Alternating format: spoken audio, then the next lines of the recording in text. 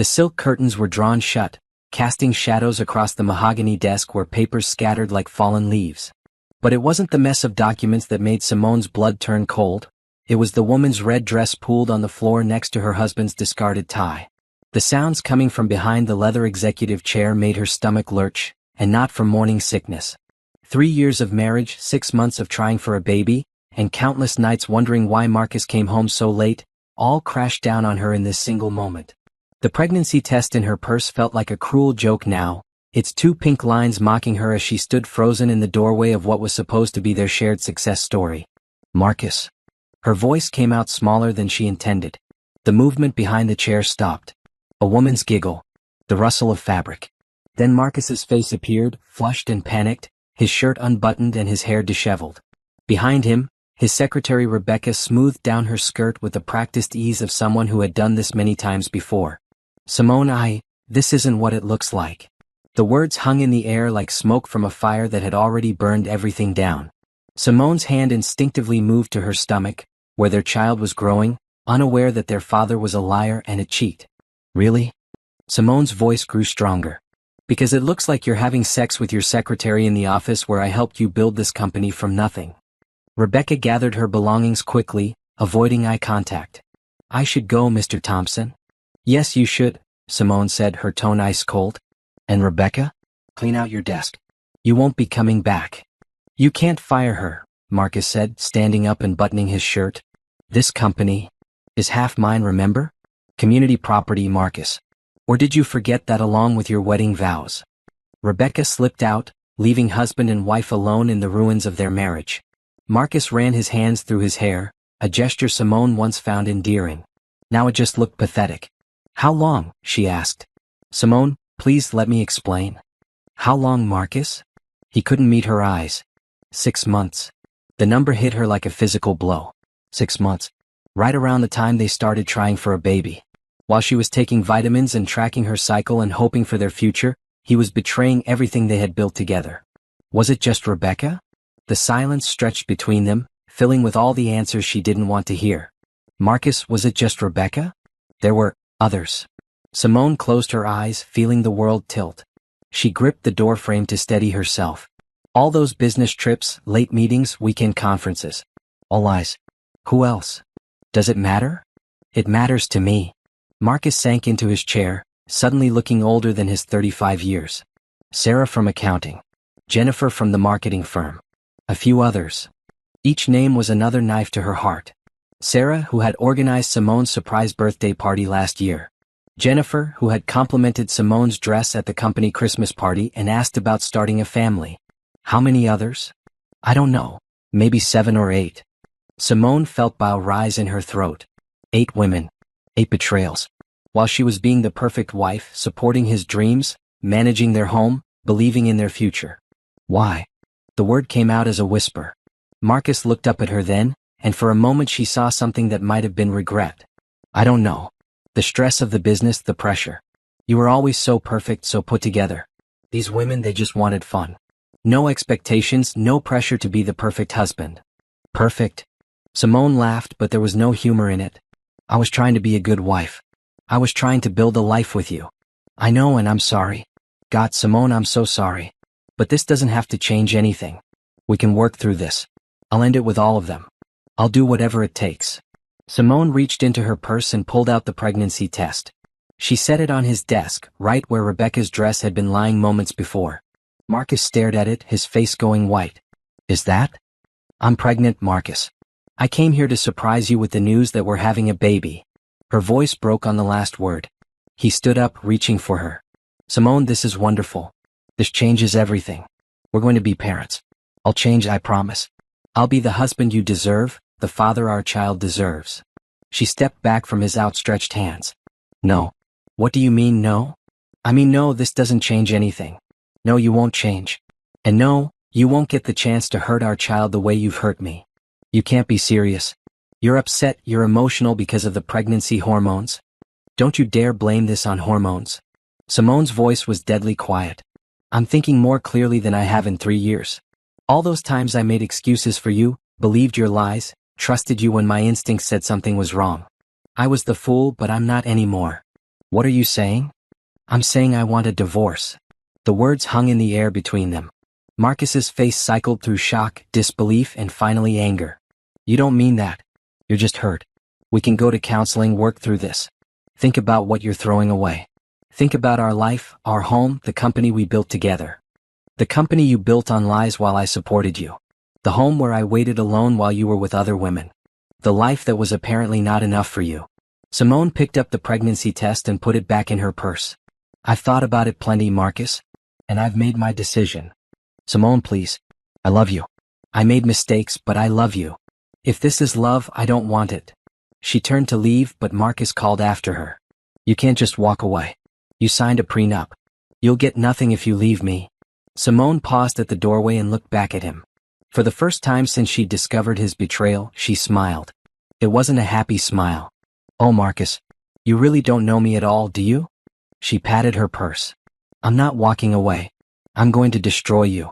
And with that, she left him sitting in his office, surrounded by the wreckage of his lies, finally beginning to understand that his perfect wife was about to become his worst nightmare.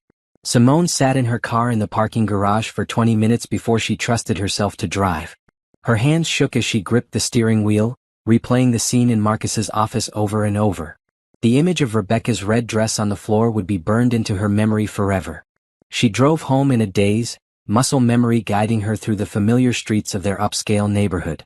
The house came into view, a sprawling colonial with perfectly manicured lawns and rose bushes she had planted herself. It looked like a picture from a magazine about successful marriages. The irony wasn't lost on her. Inside, everything was exactly as she had left it that morning. The breakfast dishes Marcus had abandoned when she'd offered to clean up. The coffee mug with lipstick stains that weren't hers. How had she missed that? The throw pillows she had fluffed, trying to make everything perfect for when he came home.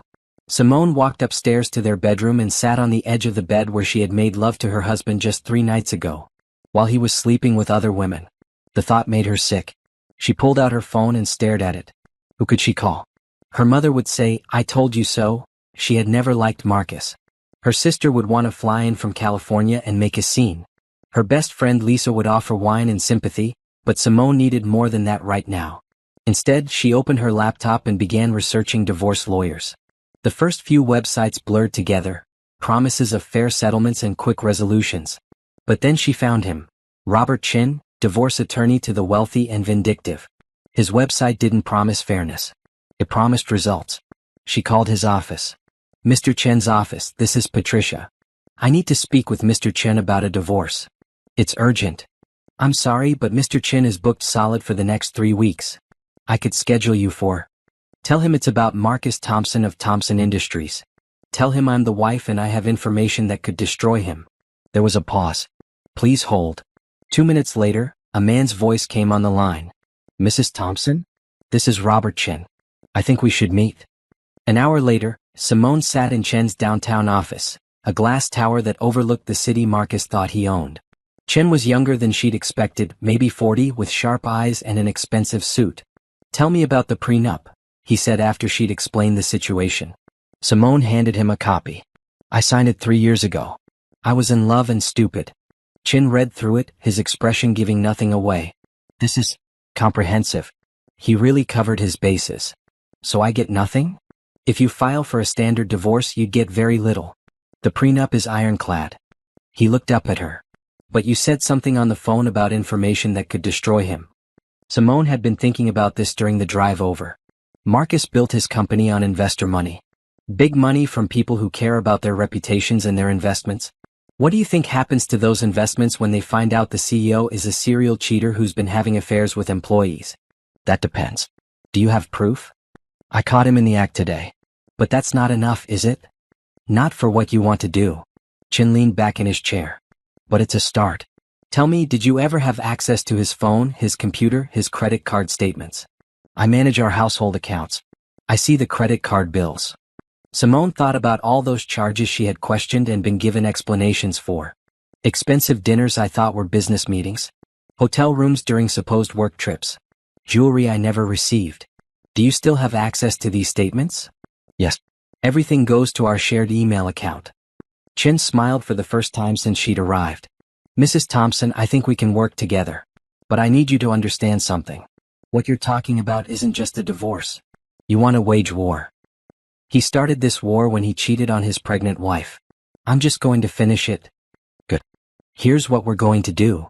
For the next 2 hours, Chin laid out a strategy that was part legal maneuvering and part psychological warfare. They would gather evidence quietly, building an airtight case. They would identify Marcus's business partners and investors. Most importantly, they would choose the perfect moment to strike. There's one more thing, Chin said as their meeting ended. I looked into Thompson Industries before you arrived. They're hosting their annual investor gala next week. Marcus will be giving a presentation to all his major backers. So that's when you're going to announce your divorce. Publicly. In front of everyone who matters to his business. Simone felt a cold satisfaction settle in her chest. Can we do that legally? Oh yes. And the beauty is you won't be violating the prenup at all. You'll just be exercising your right to free speech at a public event. Chin handed her his card. Go home, Mrs. Thompson. Act normal. Don't let him suspect anything. And start gathering evidence. You have 1 week to build a case that will bring down an empire. Simone drove home feeling something she hadn't felt in years, powerful. Marcus's car was in the driveway when she arrived. He rushed to meet her at the door. Simone, thank God you're home. We need to talk. She looked at her husband, really looked at him. He was handsome, she'd give him that. Tall, broad-shouldered, with the kind of confidence that came from never being told no. But now she saw the weakness underneath. The selfishness. The entitlement. We do need to talk, she agreed. But first I need to lie down. The baby. Concern flashed across his face. Are you okay? Should I call the doctor? I'm fine. Just tired. She touched his arm, forcing herself not to recoil. Can we talk tonight? After dinner? Relief flooded his features. Of course. I'll cook. I'll make your favorite. That would be nice. She went upstairs, leaving him in the kitchen. From her bedroom window, she could see him through the glass doors, pulling ingredients from the refrigerator with the enthusiasm of a man who thought he was fixing his marriage with pasta and wine. If only he knew what she was really planning. Simone opened her laptop and began downloading 3 years' worth of credit card statements. Each charge told a story: expensive restaurants on nights he claimed to be working late, weekend hotel stays during supposed business trips, jewelry purchases she had never seen. Her phone buzzed with a text from Marcus. Making your favorite. Chicken Alfredo with extra Parmesan. Love you. She stared at the message for a long time before typing back. Can't wait. It wasn't a lie. She really couldn't wait for next week when she would watch his world burn down around him. The grand ballroom of the Fairmont Hotel sparkled with crystal chandeliers and the laughter of people who had never worried about money. Simone stood at the edge of the crowd, wearing a black cocktail dress that hid her barely their pregnancy bump and made her dark skin glow under the warm lights. She had chosen black deliberately for mourning the death of her marriage. Marcus stood near the stage, surrounded by investors and business partners, playing the role of successful CEO to perfection. He wore his lucky cufflinks, the ones she had given him for their first anniversary. The sight of them made her stomach turn. Mrs. Thompson? She turned to find Patricia, Chen's assistant, dressed as a server. Mr. Chen wanted me to give you this. Patricia handed her a small device that looked like a pen. It's recording everything. Legal backup for what you're about to do. Simone clipped it to her dress. Is he here? Mr. Chin? Yes, by the bar. He's the one in the navy suit. Simone spotted him easily. Chin looked like any other wealthy attendee, except for the satisfied expression he wore while watching Marcus work the room. How many media outlets? Simone asked. 12 reporters, 3 camera crews, and someone from the Business Journal. They think they're here to cover Thompson Industries' expansion announcement. Patricia smiled grimly. They're going to get a much better story. The past week had been the longest of Simone's life. She had played the part of reconciling wife perfectly, even sleeping in the same bed as Marcus while gathering evidence of his betrayals. The credit card statements had yielded a goldmine. Dozens of charges at restaurants, hotels, and jewelry stores that painted a clear picture of systematic cheating. But the real breakthrough had come when she'd accessed Marcus's laptop. He had been careless with his passwords, using her birthday for everything. His email contained 3 years' worth of explicit conversations with his affairs, including nude photos and detailed plans for secret meetings. The worst part wasn't even the sex. It was how he talked about her to these women. My wife is so boring, he had written to Jennifer. She just wants to stay home and talk about babies. You're so much more fun. To Rebecca, Simone thinks she's so perfect. She has no idea what she's missing. Each message had felt like a physical blow, but they had also hardened her resolve. Marcus didn't just cheat on her. He mocked her to his mistresses. "Ladies and gentlemen," the event coordinator announced, "please take your seats. Mr. Thompson will begin his presentation in 5 minutes." Simone made her way to a table near the front, smiling and greeting people she had known for years. Mrs. Davidson, whose husband had invested early in Marcus's company. The Johnsons, who owned half the commercial real estate downtown. The Williamses, who treated every social event like a networking opportunity. These people had welcomed her into their circle because she was Marcus Thompson's wife. Tonight, they would learn exactly what that meant. Marcus took the stage to enthusiastic applause. He looked confident and successful in his custom-tailored tuxedo, every inch the self-made billionaire. The presentation screen lit up behind him with charts showing Thompson Industries' growth over the past 5 years. "Friends, investors, colleagues," Marcus began, his voice carrying easily through the sound system. 5 years ago, Thompson Industries was just an idea. Tonight, I'm proud to announce that we're expanding into 3 new markets, with projected revenues of over $2 billion. More applause. Simone watched the faces around her, excitement, greed, admiration. These people saw Marcus as a golden boy who could make them all richer. For 20 minutes, Marcus dazzled them with projected earnings, market analysis, and expansion plans. He was a natural performer, working the room like a conductor leading an orchestra. When he called for questions, hands shot up around the ballroom. "Mr. Thompson, what role will your wife play in the company's expansion?" asked Helen Morrison from the Business Journal. Marcus's eyes found Simone in the crowd. He smiled, that charming smile that had once made her feel like the luckiest woman alive. "My wife Simone has been my partner in every sense," he said. "She supported me through the difficult early years, and I'm excited to share this success with her." The spotlight found Simone and she stood up gracefully. This was the moment she had been planning for a week. "Actually," she said, her voice clear and steady, "I have an announcement of my own." A murmur went through the crowd. This wasn't on the program. Marcus looked confused but kept smiling, probably thinking she was going to thank him or share the pregnancy news. "As Marcus mentioned, I've been his partner through the building of Thompson Industries. I've supported him through late nights and weekend work. I've managed our home so he could focus on business. I've been the perfect corporate wife." Nods of approval from the crowd. Simone felt the weight of their attention, 200 people hanging on her every word. "But tonight, I want to share some news that I think will interest his investors and business partners." Marcus's smile was starting to look strained. "Simone, maybe we should." "I'm pregnant," she announced, and the crowd erupted in delighted applause. 12 weeks along with our first child." Marcus beamed, relief flooding his face. He thought this was good news, something that would make them look like the perfect power couple. "But I'm also filing for divorce." The applause died instantly. The ballroom fell so quiet that Simone could hear her own heartbeat. "You see, while I was being the perfect wife, Marcus was having affairs with at least 8 different women, including his secretary, his accountant, and employees from the marketing firm that handles Thompson Industries publicity." Gasps echoed through the room. Camera flashes started going off as the media sensed a story much bigger than a business expansion. Marcus stepped toward the microphone. "Simone, you're upset, you're emotional?" "I'm not emotional, Marcus. I'm factual." Simone pulled out her phone and held it up. "I have 3 years' worth of evidence. Credit card statements showing expensive dinners with mistresses. Hotel receipts from supposed business trips. Explicit emails describing what you did with these women while I was home planning our future." The crowd was in chaos now. Investors were murmuring to each other, phones were appearing as people started recording, and the reporters were furiously taking notes. "Mr. Thompson," called out a voice from the back, "is this true?" Marcus gripped the podium, his knuckles white. "These are private matters between my wife and me." "Actually, they're not," Simone continued. "When you use company credit cards to pay for your affairs, when you have sex with employees in your office, when you create a hostile work environment by sleeping with subordinates, that becomes a matter of public interest for your investors." Mrs. Davidson stood up abruptly and headed for the exit. Other investors were following suit. The carefully orchestrated evening was collapsing in real time. "Ladies and gentlemen," Marcus tried desperately, "my personal life doesn't affect my ability to run a successful company. Doesn't it?" Simone's voice cut through his protests. "Because I have emails where you call me boring to your mistresses. Where you mock the idea of starting a family. where you describe Thompson Industries as your playground for meeting women. Is that the kind of leadership these investors are backing?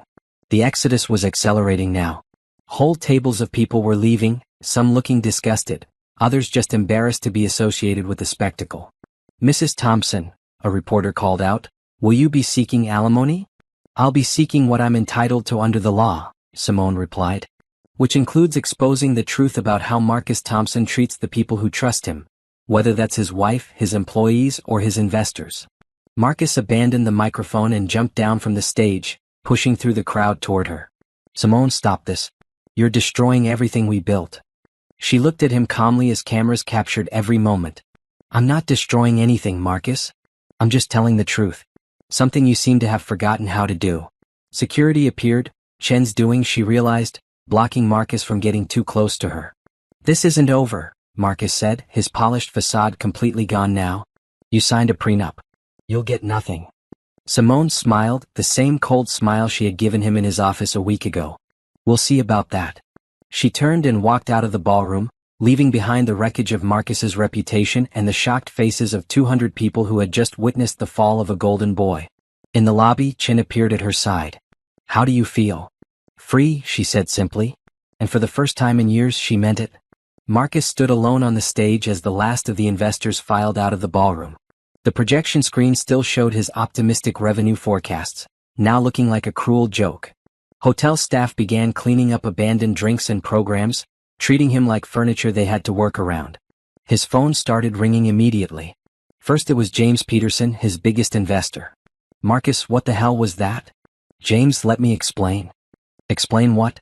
"That you've been using company funds to cheat on your pregnant wife? I've got $50 million invested in your company, and I just watched you get publicly humiliated by your own wife." The line went dead. Marcus stared at his phone in disbelief. Peterson had been his mentor, the man who had believed in Thompson Industries when it was just an idea. The phone rang again. Sarah Mitchell from the pension fund. "Mr. Thompson, we need to schedule an emergency meeting to discuss our investment terms." "Sarah, this is a personal matter." "Is it personal when you use company assets for personal entertainment? Is it personal when your leadership creates legal liability for sexual harassment?"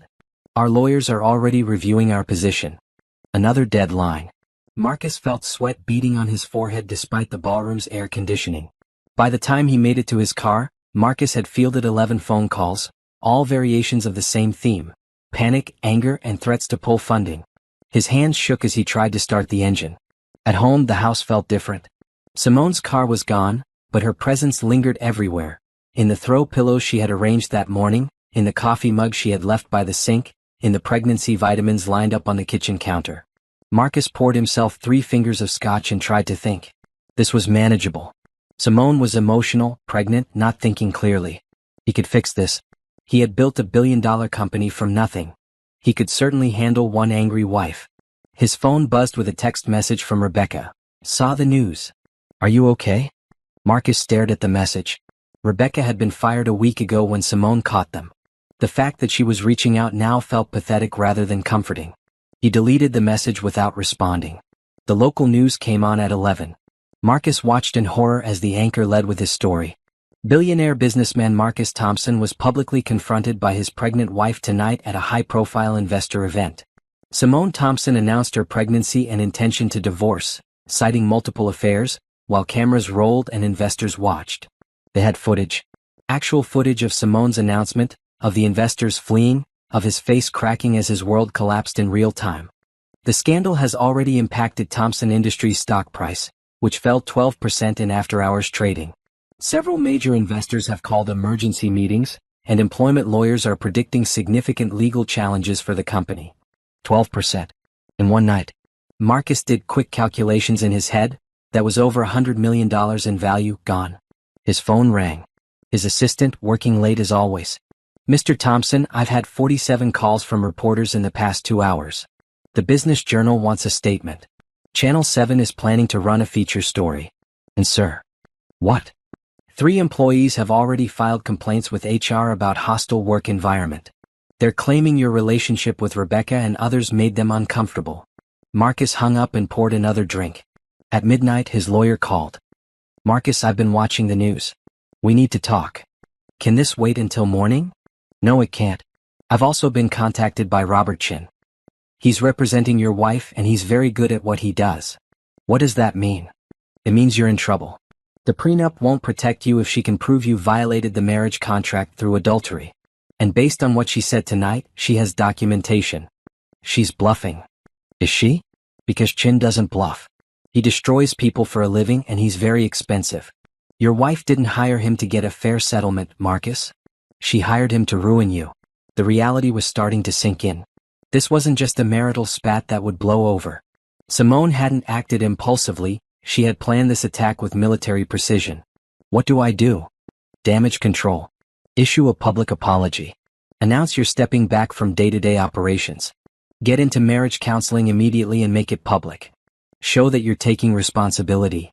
I'm not stepping back from my own company. Then you might lose it entirely. Marcus, listen to me carefully. Your wife just declared war and she chose her battlefield perfectly.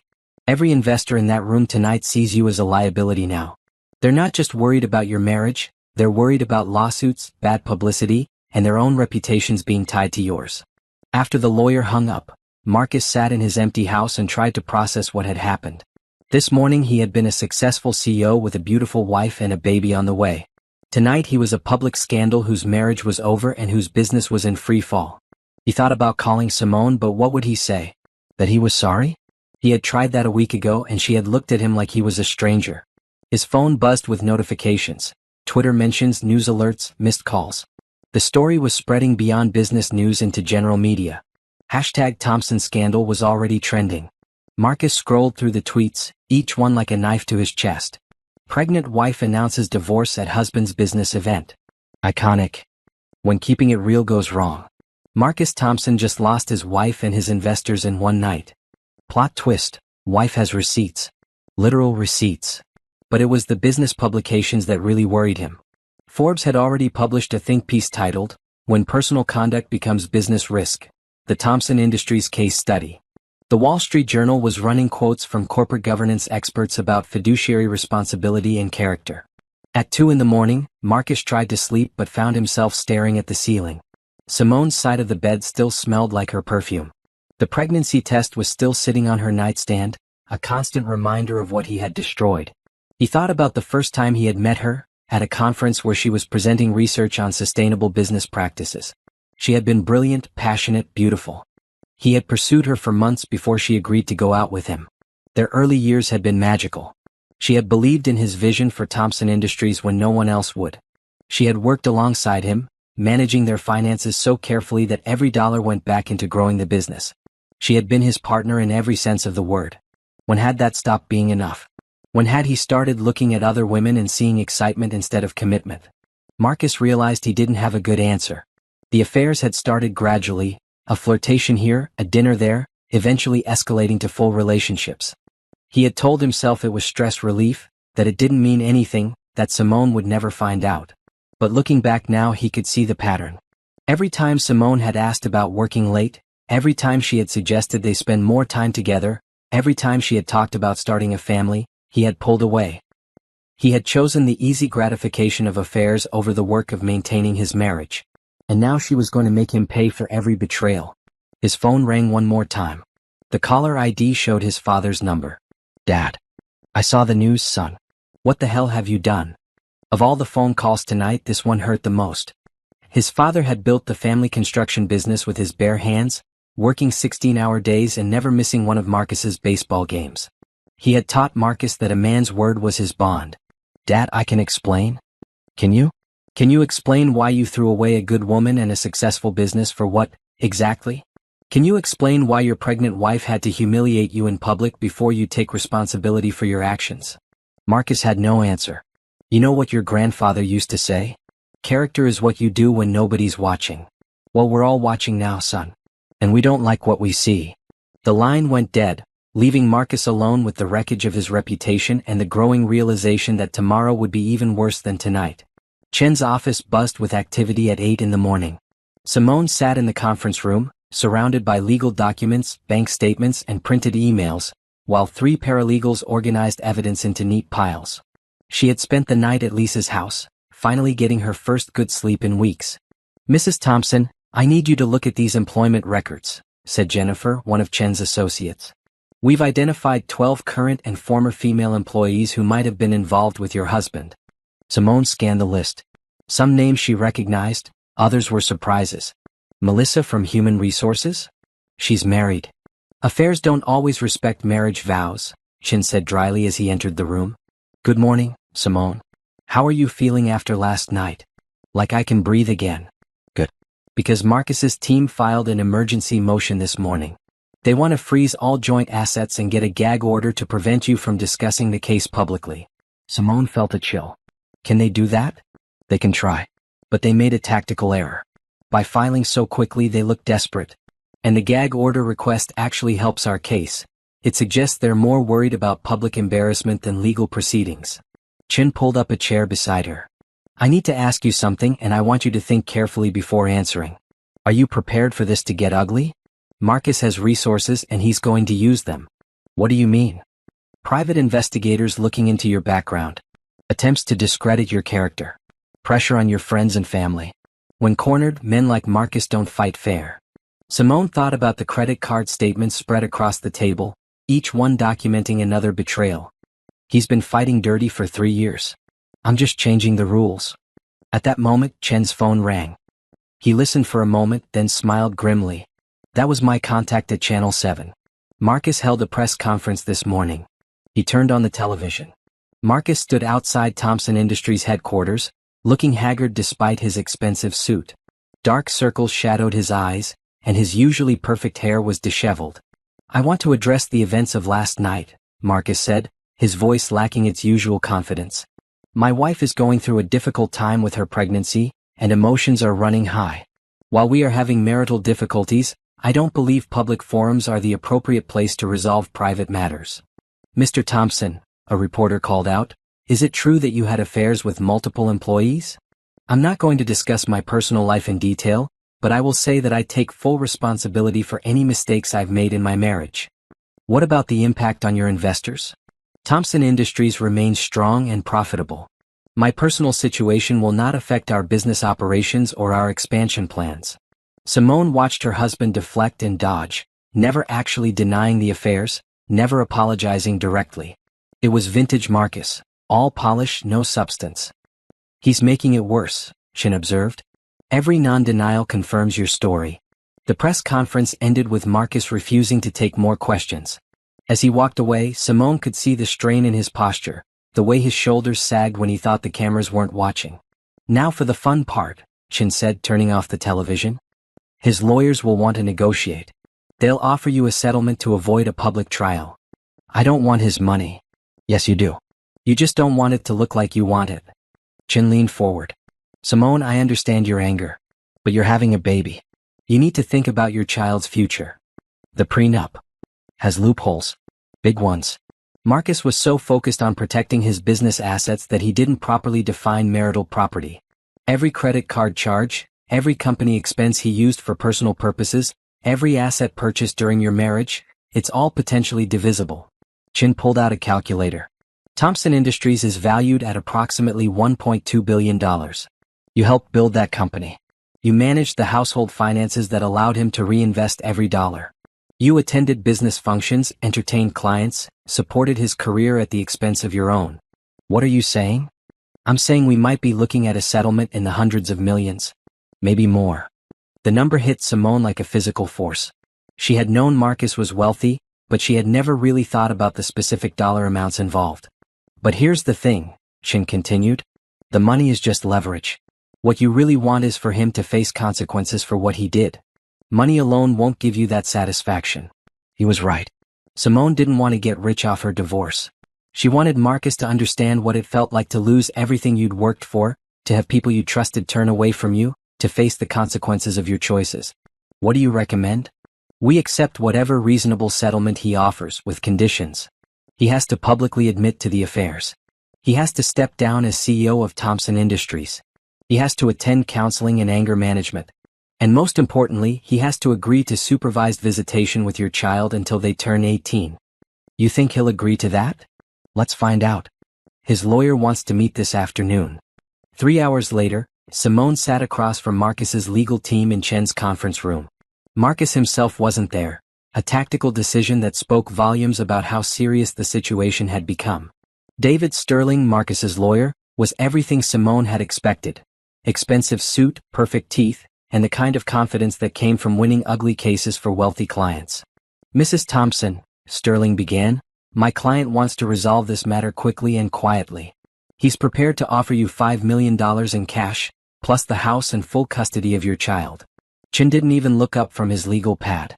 "Counteroffer, $50 million in cash, half ownership of Thompson Industries, and supervised visitation only."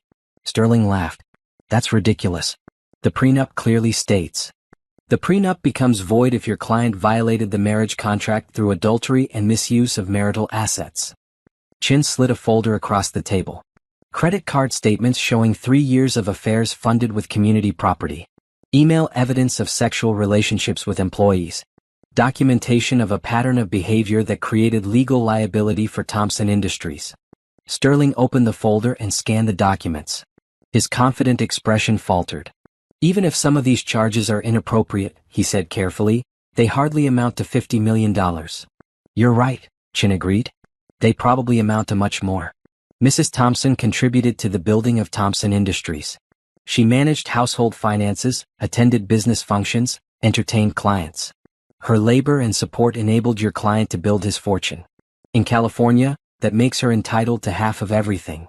"We'll take this to trial." "Please do. I look forward to questioning your client under oath about his affair with Rebecca Martinez in his office. About the weekend he spent with Jennifer Collins at the Four Seasons. While telling his wife he was at a business conference. About the company credit cards he used to buy jewelry for mistresses." Sterling's jaw tightened. "What exactly do you want?" Chen listed his demands. The money, the business stake, the supervised visitation, the public admissions, the resignation from the CEO position. Impossible. Marcus would never agree to step down from his own company. Then he can explain to a jury why he thinks cheating on his pregnant wife qualifies him to lead a business that depends on investor trust. Sterling gathered his papers. "I need to discuss this with my client." After they left, Simone felt emotionally drained. "Is this what the whole process will be like?" "This was just the opening round," Chen said. "Sterling is good, but he's fighting a losing battle." Marcus put himself in an impossible position when he mixed his personal misconduct with business assets. Chen's phone buzzed with a text message. He read it and smiled. "What?" "3 more investors just called emergency board meetings. And the SEC is opening an investigation into whether Marcus misused company funds for personal expenses." "The SEC?" "Securities and Exchange Commission. If they find evidence that he used shareholder money for his affairs, he could face federal charges." Simone felt a mix of satisfaction and uncertainty. She had wanted Marcus to face consequences, but the scope of what was happening was larger than she had imagined. "Chin, am I doing the right thing?" He looked at her seriously. "What's the alternative? Let him get away with it? Teach your child that promises don't matter and actions don't have consequences." She thought about the baby growing inside her, about the kind of world she wanted to bring her child into. "No," she said firmly.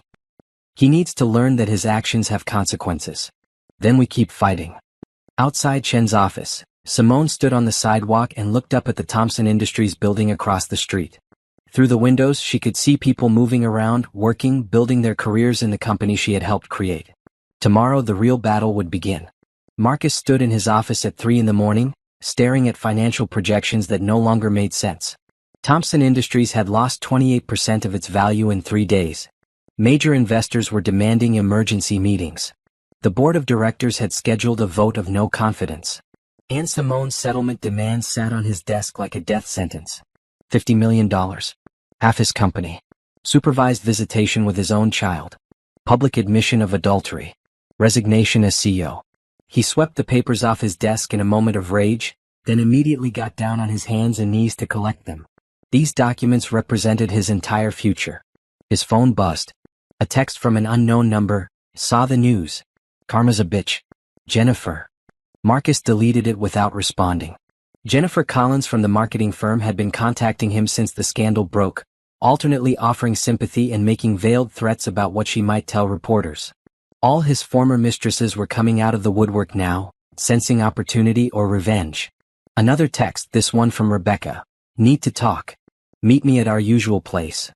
Marcus stared at the message. Their usual place was a hotel bar downtown where they had met dozens of times during their affair. The thought of seeing Rebecca now made his stomach turn, but he also felt desperate for any human contact that wasn't hostile.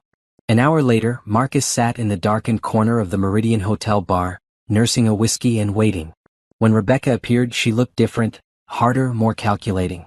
The sweet, submissive secretary was gone, replaced by someone who understood her own power. You look terrible, she said, sliding into the booth across from him. Thanks. That helps. Rebecca ordered a martini and studied him with cold eyes. I've been getting calls from reporters. They want to know about our relationship. Marcus felt ice in his veins. What are you telling them? Nothing yet. But I'm wondering if I should. Rebecca, whatever you're thinking. I'm thinking about how you fired me the day your wife caught us. How you threw me away like garbage to protect yourself. I had to. Simone demanded it. And what about what I demanded? 3 years of my life, Marcus. 3 years of believing you when you said you were going to leave her. 3 years of being your secret while she got to be your wife. Marcus reached across the table, but Rebecca pulled her hand away. I'm not here for reconciliation, she said. I'm here to make a deal. What kind of deal? Chen's people approached me yesterday. They want me to testify about our relationship. About the times we used your office, your company credit cards, your business trips. You can't. There are confidentiality agreements that protect company secrets, not your personal misconduct. My lawyer says I'm free to discuss anything that doesn't involve proprietary business information. Rebecca sipped her martini, letting the threat hang in the air. What do you want? Marcus asked. $5 million. In exchange for my silence. 5 million? That's insane. Is it? Because my testimony could cost you a lot more than that. I kept copies of everything, Marcus. Emails, photos, hotel receipts. Everything your wife's lawyer would need to prove his case. Marcus felt trapped. Rebecca was right, her testimony could destroy him. But $5 million would drain his liquid assets at a time when he needed every dollar to save his company. I need time to think. You have 24 hours. After that, I'm calling Chen back. Rebecca finished her drink and stood up. You know what the funny thing is? I actually loved you. I thought what we had was real. It was real. No, Marcus. It was convenient. For both of us. But now it's going to cost you everything. She walked away, leaving Marcus alone with his whiskey and the growing realization that his past was catching up with him in ways he hadn't anticipated. The next morning brought worse news. His assistant handed him a stack of legal documents as he arrived at the office. 3 more lawsuits, she said grimly. Sexual harassment claims from former employees. And the state attorney general wants to interview you about misuse of corporate funds. Marcus closed his office door and called his lawyer. David, this is spiraling out of control. I warned you this would happen. Your wife's strategy is working perfectly. She's created a feeding frenzy where everyone sees you as vulnerable. What about the settlement? Can we negotiate it down? Not from a position of strength. Every day this drags on, more people come forward with claims against you. The board is losing confidence, investors are fleeing, and now you have potential criminal exposure. Marcus slumped in his chair. So what do I do? You could try talking to Simone directly. Woman to woman, father to mother. Appeal to her emotional side. She won't see me. Then you need to make her see you. That evening, Marcus drove to Lisa's house, where Simone had been staying since the night of the gala. He sat in his car for 20 minutes, working up the courage to knock on the door. When Lisa answered, her expression was pure disgust. She doesn't want to see you. Lisa, please. I just need 5 minutes. She's carrying my child. Your child? Funny how you started caring about that after she left you. Marcus could see Simone through the window, sitting on the couch with her hand on her stomach. She looked beautiful and peaceful, more relaxed than he had seen her in months. Simone, he called out. Please, just 5 minutes. She looked up, meeting his eyes through the glass. For a moment, Marcus thought she might come to the door. Instead, she got up and walked into another room. She's done with you, Marcus, Lisa said. Accept it. I can change. I can be the husband she deserves, the father our child needs. You had 3 years to be that husband. You chose to be something else instead. Lisa started to close the door, but Marcus put his foot in the way. Tell her I'll agree to the settlement. All of it. The money, the company shares, everything. I just want a chance to be a father to my child. Even the supervised visitation? Marcus's jaw tightened. The idea of having his own parental rights supervised felt like the ultimate humiliation. But what choice did he have? Even that. Lisa studied his face for a long moment. I'll tell her. But Marcus? Don't expect it to change anything. Some things can't be fixed with money. As Marcus drove home, he passed the Thompson Industries building. Security lights illuminated the lobby where he had started his company 8 years ago. Back then, he had been hungry and driven, willing to work 18-hour days to build something lasting. Somewhere along the way, success had made him careless. The company had grown, the money had flowed, and he had started to believe his own press. He had thought he could have everything: the successful business, the perfect wife, and the excitement of affairs on the side. Now he was losing it all. His phone rang. Simone's number. Hello. Marcus. Her voice was calm, controlled. Lisa told me what you said. Simone, thank God. Can we meet? Can we talk about this? We're talking about it. This phone call is all you get. Marcus pulled over to the side of the road. I'll sign the settlement. Whatever Chin wants. I just want a chance to be a father. You'll get that chance. Every other weekend, supervised visits until the child turns 16. Simone, please. I know I made mistakes. Mistakes? Marcus, you had an 8-woman rotation. You used our money to buy them gifts. You mocked me to your mistresses.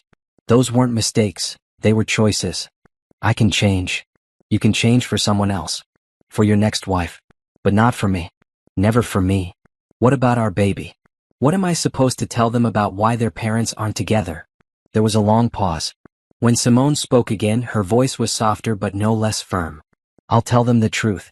That sometimes people make choices that hurt the people they're supposed to love. And that actions have consequences.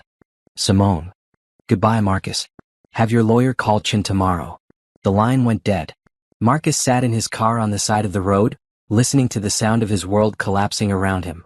In the distance, he could see the lights of Thompson Industries, the empire he had built and was about to lose half of to the woman he had betrayed. For the first time since this all began, Marcus finally understood what Simone had meant when she said she was going to destroy him.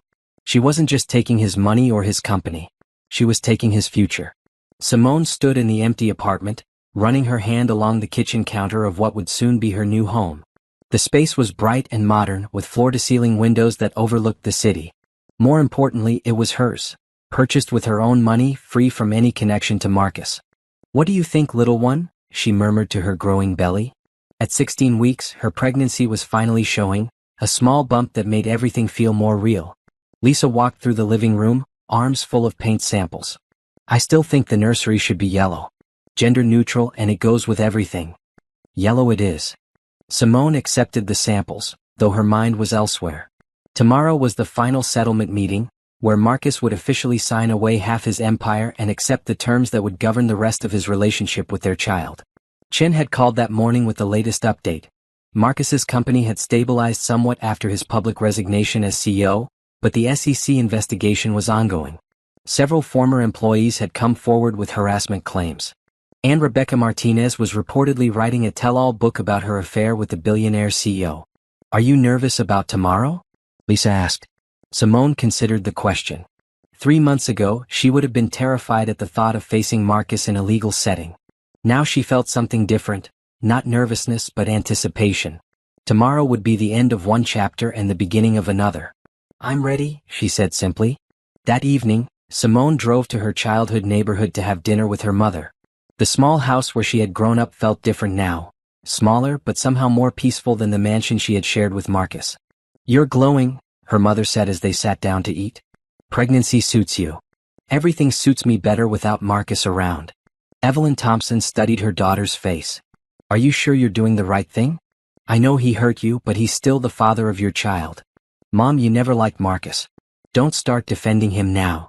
I'm not defending him. I'm thinking about my grandchild. Children need their fathers. Simone set down her fork. Our child will have a father. Just not one who lives with us. Marcus will have visitation rights, supervised until our child is old enough to make their own decisions about spending time with him. Supervised visitation seems harsh. He spent 3 years lying to me about where he was and who he was with. Why would I trust him alone with our child? Evelyn reached across the table and took her daughter's hand. I'm proud of you, you know. for standing up for yourself, for refusing to accept less than you deserve. It doesn't feel like bravery. It just feels like survival. Sometimes those are the same thing. After dinner, Simone drove through her old neighborhood, past the high school where she had been valedictorian, past the park where she had dreamed about her future. Those dreams had included marriage and children, but they had been vague about the details. She had imagined a partner who would respect her, support her ambitions, and be faithful to their family. Marcus had seemed like that partner in the beginning. Charming, ambitious, successful. He had pursued her with an intensity that felt like love. Their early years had been happy, building the business together, planning their future, believing they were creating something lasting. The betrayal wasn't just about the affairs, Simone realized. It was about the lie their entire marriage had been built on. While she was being loyal and supportive, Marcus was treating their relationship as optional, something he could take for granted while pursuing excitement elsewhere. Her phone buzzed with a text from an unknown number. "Saw you on the news. You're my hero. Going through something similar. Thank you for showing us how to fight back. Sarah." Simone had been getting messages like this for weeks. Women from all over the country, sharing their own stories of betrayal and thanking her for standing up publicly.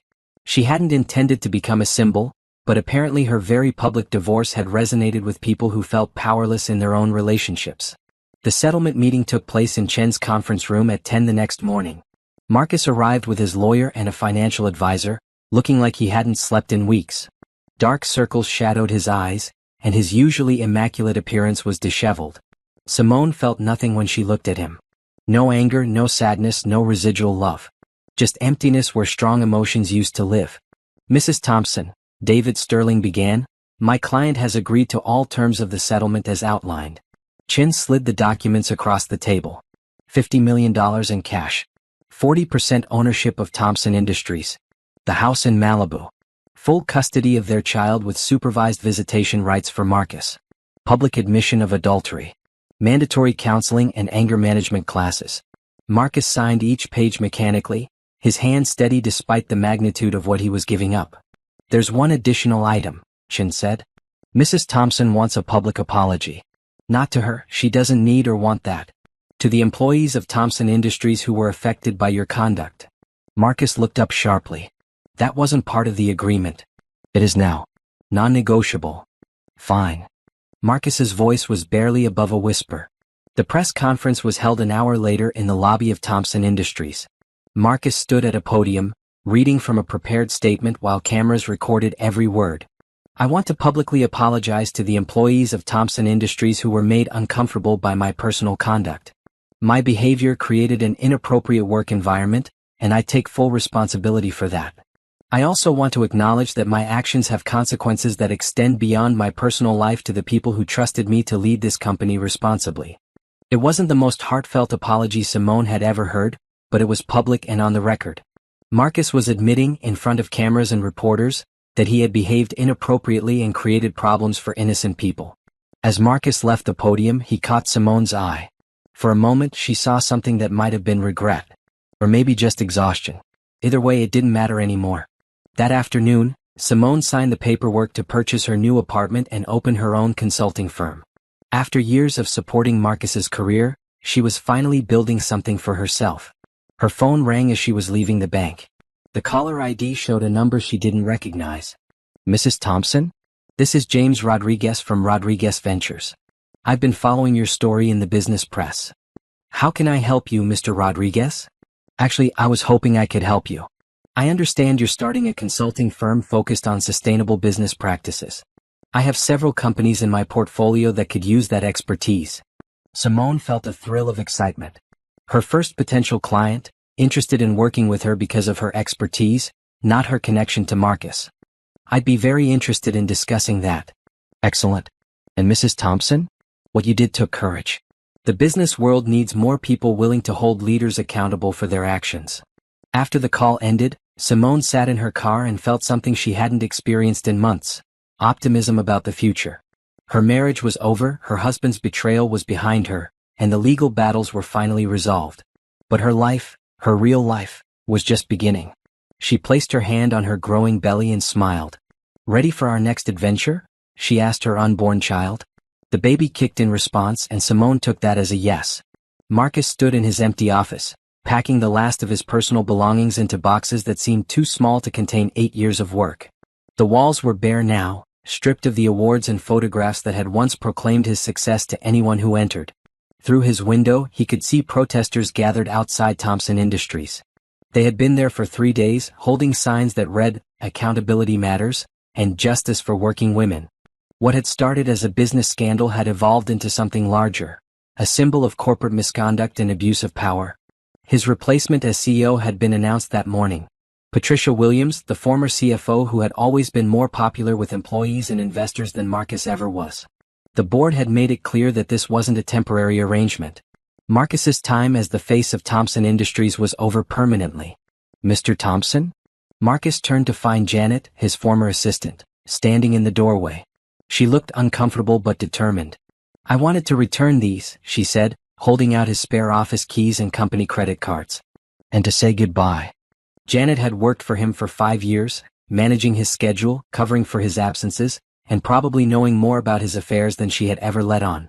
The thought made him ashamed. "Janet, I want you to know. Please don't." Her voice was firm but not unkind. "We don't need to have that conversation." She set the keys on his empty desk and turned to leave, then paused. "For what it's worth, I hope you figure things out. For your child's sake." After she left, Marcus continued packing in silence. The city skyline stretched out before him, but it no longer felt like his domain. Every building reminded him of deals he wouldn't close, investors he'd lost, relationships he'd destroyed. His phone buzzed with yet another news alert. This time it was Rebecca's book announcement, "The Billionaire's Secret: My 3-Year Affair with Marcus Thompson." The publisher was calling it a shocking exposé of power, sex, and betrayal in corporate America. Marcus deleted the alert without reading the details. Rebecca's book was just the latest in a series of humiliations that seemed to multiply daily. 2 more former employees had filed harassment suits. The SEC investigation was expanding. And his father had stopped taking his calls altogether. The financial implications were staggering. The settlement with Simone had cost him $50 million in cash and 40% of his company. The legal fees were approaching another $5 million. His personal reputation was so damaged that finding new investors or business partners seemed impossible. But the money wasn't the worst part. Marcus had discovered something he'd never expected. Being wealthy but despised was worse than being poor but respected. He drove home to his empty mansion. Simone had taken the Malibu house, leaving him with the sterile showcase they had bought last year. Every room echoed with memories of their marriage. The kitchen where she had made coffee every morning. The bedroom where they had planned their future. The nursery they had started designing before everything fell apart. Marcus poured himself a drink and sat in his living room, staring at a photo that Simone had somehow missed in her packing. It showed them at a charity gala 2 years ago, her arm around his waist, both of them smiling at the camera. They had looked happy, successful, like they belonged together. The photo felt like evidence from a crime scene now. His doorbell rang, startling him from his thoughts. Through the peephole, he could see a young woman with a microphone and a man with a camera. "Mr. Thompson? This is Ashley Chen from Channel 7 News. We'd like to get your response to the latest sexual harassment allegations." Marcus didn't answer. The reporters had been camping outside his house for days, hoping to catch him in an unguarded moment. He had learned to enter and exit through the garage, avoiding their questions and cameras. But tonight something inside him snapped. Marcus opened the door. "Mr. Thompson, how do you respond to claims that you created a hostile work environment?" "I respond by saying that I'm a human being who made mistakes," Marcus said, his voice louder than intended.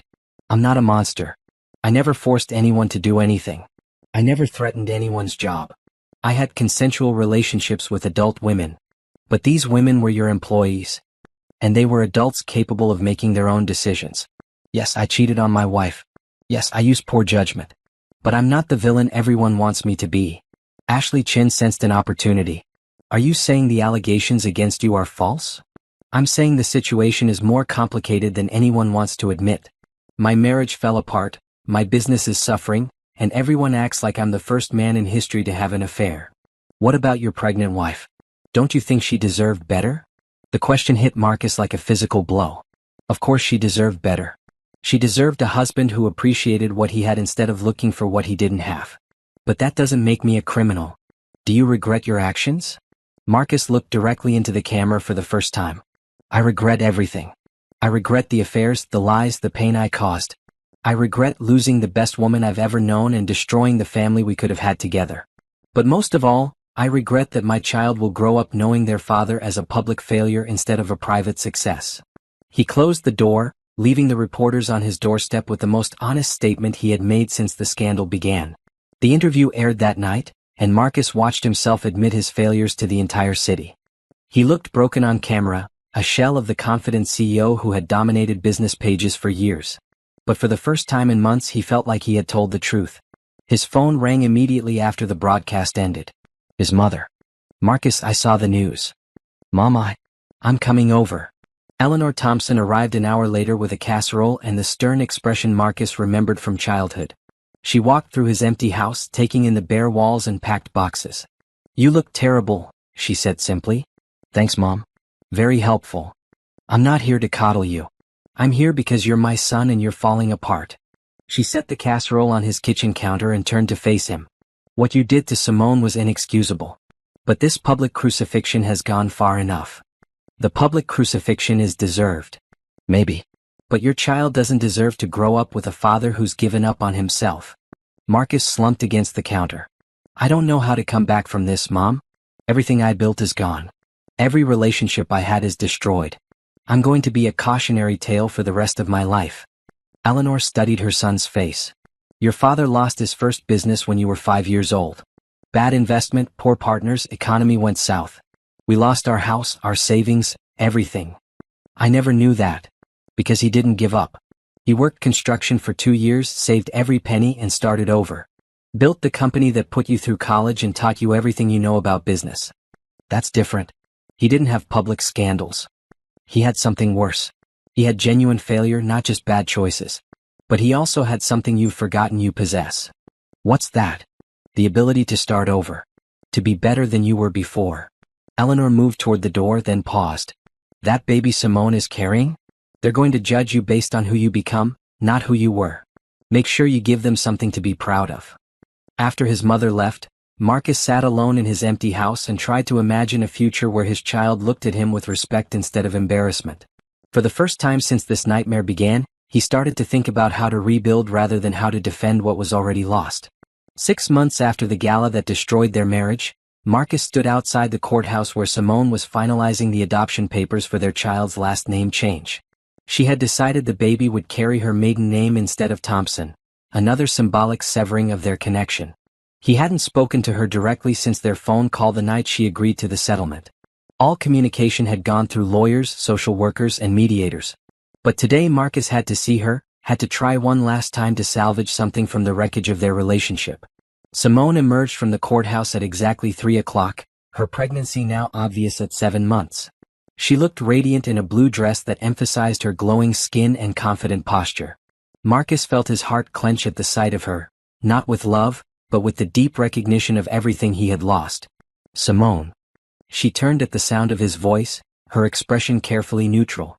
"Marcus, what are you doing here?" "I needed to see you. To talk to you. We have nothing to talk about.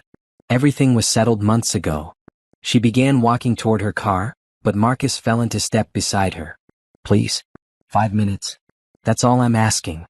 "The same 5 minutes you asked for at Lisa's house? When you promised to sign the settlement if I just give you a chance. This is different." Simone stopped walking and faced him fully for the first time. "How is it different, Marcus?" He looked into her eyes, those same intelligent, compassionate eyes that had first attracted him 5 years ago, and tried to find the words for what he needed to say. "Because I understand now. What I did to you, what I threw away, what I lost. I understand it in a way I couldn't before." "And what exactly do you understand?" "That I didn't just betray you. I betrayed myself. Everything I claimed to value, loyalty, integrity, building something lasting, I threw it all away for momentary gratification." Simone adjusted her purse on her shoulder, a gesture Marcus recognized as her preparing to leave. "I'm glad you've had that revelation. But it doesn't change anything between us." "I know. I'm not asking for forgiveness or reconciliation. I'm asking for the chance to be a better father than I was a husband. You'll get that chance. Every other weekend, just like we agreed. Supervised visitation until they're 16. Do you know what that means, Simone? It means my own child won't be allowed to stay overnight with me for the first 16 years of their life. It means exactly what it says. You'll have visits with a court-appointed supervisor present to ensure the child's safety and well-being. Marcus felt frustration rising in his chest. I never hurt you physically. I never threatened you or put you in danger. Why are you punishing our child for my mistakes? Simone's carefully controlled expression cracked slightly. Punishing our child? Marcus, you spent 3 years lying to me about where you were and who you were with. You had affairs with women you worked with, women I considered friends. You used our money to buy them gifts while I managed our household budget down to the penny. I know all that. Do you? Do you really understand what it means to live with someone who lies constantly? To second-guess every story, every explanation, every reason they give for being late or distracted or emotionally distant. She stepped closer to him, her voice growing more intense. You didn't just cheat on me, Marcus. You made me doubt my own instincts. Every time something felt wrong, you had an explanation that made me feel crazy for questioning you. You gaslight me for 3 years. The word hit Marcus like a physical blow. I never meant. Of course you never meant to. You never mean to hurt anyone. But you do it anyway because your needs matter more than other people's pain. Marcus felt his own anger rising. So that's it? I'm condemned forever? No chance at redemption, no possibility of change. For our marriage? Yes, you're condemned forever.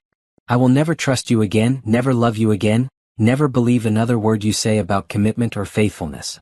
And for our child? Simone's hand moved instinctively to her belly. Our child will have the chance to form their own relationship with you. Under supervision, with appropriate boundaries, and with the understanding that trust has to be earned. 16 years of supervised visits. That's not a relationship, that's a punishment. No, Marcus. It's a consequence. And if you spend half as much energy accepting responsibility as you do feeling sorry for yourself, you might actually become someone worthy of unsupervised time with our child. They stood facing each other in the courthouse parking lot, 8 months of anger and betrayal and legal warfare crystallizing in this moment of brutal honesty. I've lost everything, Marcus said quietly. My company, my reputation, my family. What more do you want from me? I don't want anything from you anymore. That's the point you keep missing. Simone reached into her purse and pulled out a small ultrasound photo. The baby is healthy. A girl. I thought you should know. Marcus took the photo with shaking hands. The image was black and white and grainy, but he could make out the profile of a tiny face, a small hand raised near her mouth. A daughter, he whispered. Her name will be Emma Grace Williams. She'll know who her father is, but she won't carry the burden of your reputation. Marcus stared at the ultrasound, trying to process that this tiny person would be his child but would never be his family. Can I? Will you send me updates? Photos as she grows up. The court will handle all communication regarding Emma. If you want updates, you can request them through your lawyer. Simone, please. I know I don't deserve anything from you, but she's my daughter too. For the first time in their conversation, Simone's expression softened slightly. Marcus, I'm going to give you some advice and I want you to really hear it. He nodded. Stop fighting the consequences of your actions and start accepting them. Stop trying to minimize what you did and start taking full responsibility for it. And most importantly, stop trying to get forgiveness from me and start working on becoming someone who deserves it from Emma. She started walking toward her car again. The supervised visits start after she's born. Use that time to become the father she deserves, not to relitigate the past or negotiate for more access. Simone, wait. She turned back one final time. I loved you. I know you don't believe that anymore, but I did love you. I just didn't know how to love you without sabotaging everything we built together. Simone looked at him for a long moment, and Marcus thought he saw a flicker of the woman who had once believed in him. I know you think you loved me, Marcus. But what you felt wasn't love, it was possession. You loved having me, owning me, being able to count on me while you did whatever you wanted. She opened her car door and paused. Real love puts the other person's well-being above your own desires. Real love makes sacrifices. Real love doesn't hedge its bets with other people. I can learn to love that way. Maybe you can. But you'll have to learn with someone else. Simone got in her car and drove away, leaving Marcus standing alone in the parking lot with an ultrasound photo of the daughter he would know but never really have. As he watched her taillights disappear, Marcus finally understood what Simone had meant months ago when she said she was going to destroy him. She hadn't destroyed his business or his reputation or his wealth. She had destroyed his ability to pretend that his actions didn't have devastating consequences for the people who loved him. And somehow, that felt like the beginning of something new rather than the end of everything he had known. 2 years after Emma Grace Williams was born, Simone stood in the conference room of her consulting firm, presenting a sustainability strategy to the board of directors of one of the city's largest corporations. Through the floor-to-ceiling windows, she could see the Thompson Industries building in the distance, now under new leadership and thriving under Patricia Williams' guidance. The environmental initiatives we're proposing will reduce your carbon footprint by 30% while actually increasing profitability, Simone explained, clicking through charts and projections on the large screen. Sustainable business practices aren't just about corporate responsibility anymore. They're about competitive advantage.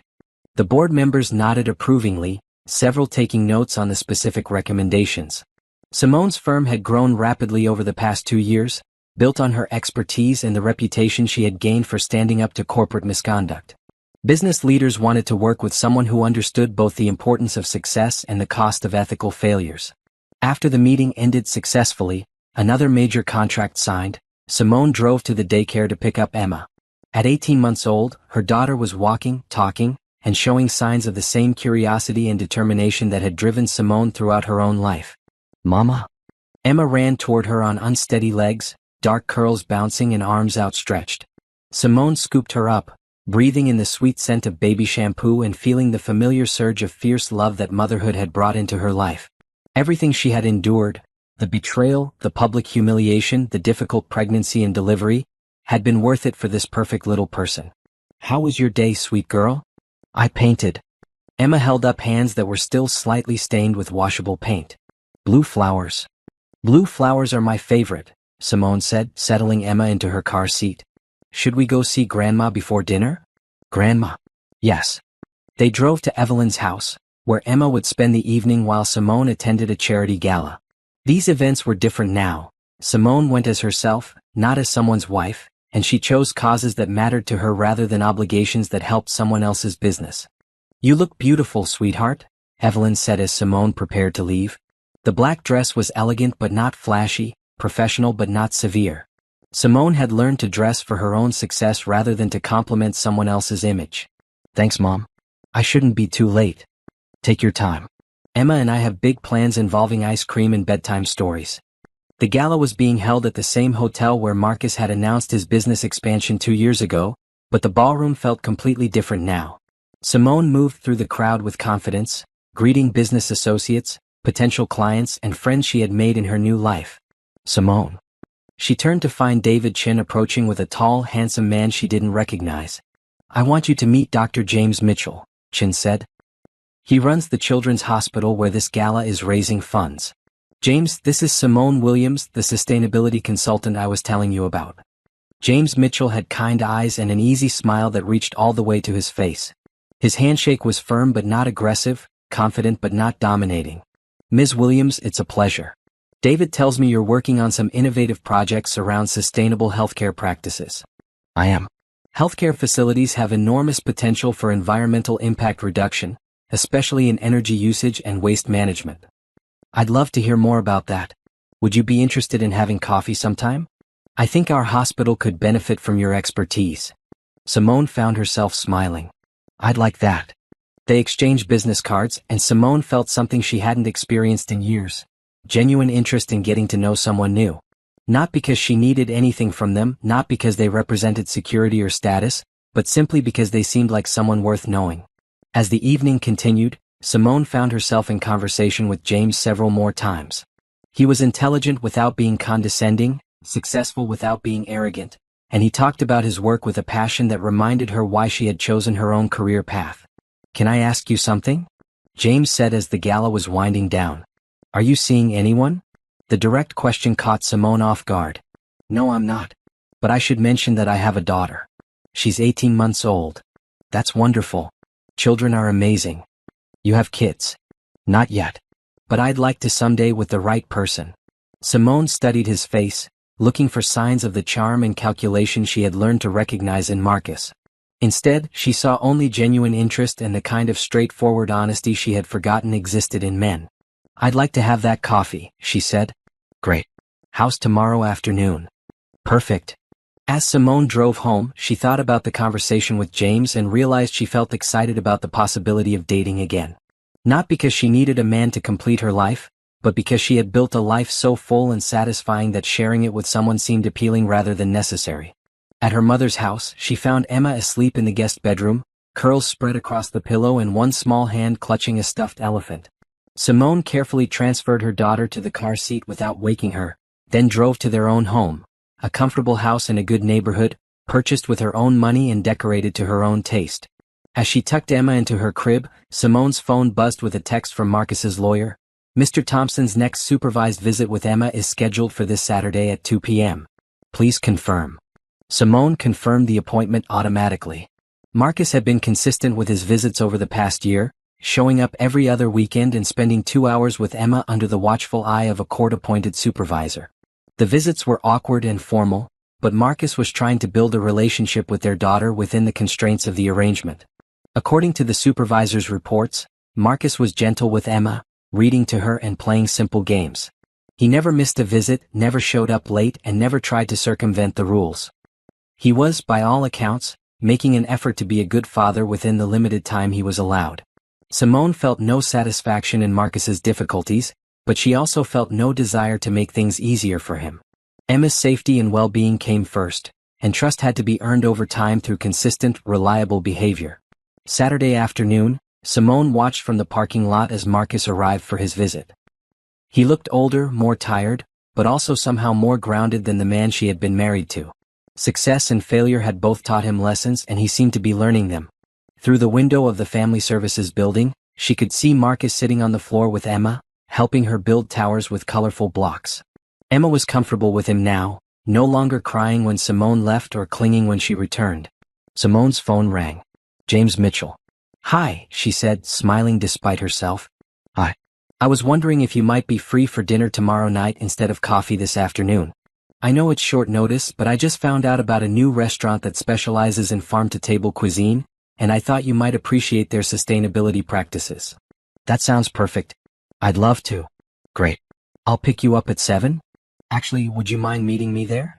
I have a daughter, and I like to arrange my own transportation for first dates." "Of course. That's very sensible." After they hung up, Simone sat in her car and marveled at how different this felt from dating Marcus. There was no pressure, no game playing, no sense that she needed to be anyone other than herself to keep his interest. 2 hours later, Marcus emerged from the building with Emma in his arms. The supervisor walked beside them, making notes on her clipboard. Marcus looked reluctant to end the visit, but he handled the goodbye appropriately, giving Emma a gentle hug and telling her he would see her soon. "Mama?" Emma ran toward Simone's car as soon as she spotted it. "Did you have fun with Daddy?" Simone asked as she buckled Emma into her car seat. "Blocks. Big tower. That sounds wonderful." As they drove home, Simone caught Marcus's eye in the rearview mirror. He was standing by his car, watching them leave, and for a moment she felt something that might have been sympathy. Not regret for divorcing him, but sadness for the family they might have been if he had made different choices. But that family had been built on lies and betrayal. The family she was building now, with Emma, with her career, with the possibility of new love, was built on truth and choice and the hard-won knowledge of her own worth. That evening, Simone put Emma to bed and sat in her living room with a cup of tea, looking through the portfolio of her business achievements over the past 2 years. She had built something significant from nothing, created jobs for other people, and made a positive impact on the world. More importantly, she had raised a healthy, happy child and created a life filled with people who respected and valued her. Tomorrow night she would have dinner with a man who seemed genuinely interested in knowing her as she really was. Next week she would present another proposal to another board of directors. Next month she would attend Emma's second birthday party, surrounded by friends and family who loved them both. It wasn't the life she had planned when she married Marcus, but it was better. It was hers, earned through courage and built on the unshakable foundation of knowing she could survive anything. Simone Williams had risen from the ashes of her marriage stronger, wiser, and more powerful than she had ever imagined possible. And she was just getting started.